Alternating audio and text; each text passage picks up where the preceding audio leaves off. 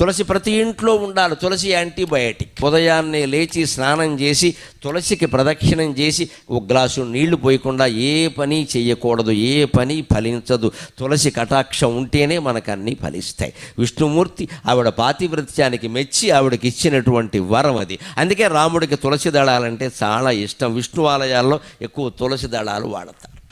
విష్ణుమూర్తికి అలంకారాలు బాగా ఇష్టం. అందుకని మల్లె పూలదండ, చామంతి పూలదండ, బంతి పూలదండ, గులాబీ పూలదండ, నీ ఇష్టం వచ్చిన పూలదండలన్నీ పట్టుకొచ్చి విగ్రహం మీద బారేస్తే వచ్చే ఇబ్బంది ఏమిటో తెలుసా? విగ్రహంలో పురుగులు చేరతాయి. విగ్రహంలో పురుగులు చేరతాయి. పువ్వుల్లో పురుగులు ఉంటాయి కదా, విగ్రహంలో పురుగులు చేరతాయి. ఆ చేరినటువంటి పురుగులు విగ్రహానికి హాని చేస్తే అక్కడే చనిపోతాయి, అక్కడే కుళ్ళిపోతాయి, రకరకాలుగా అవుతాయి. ఆ విగ్రహానికి పట్టిన మురికి మొత్తం పోవాలి అంటే విష్ణుమూర్తి ఆలయాల్లో తులసిమాల తప్పకుండా వెయ్యాలి.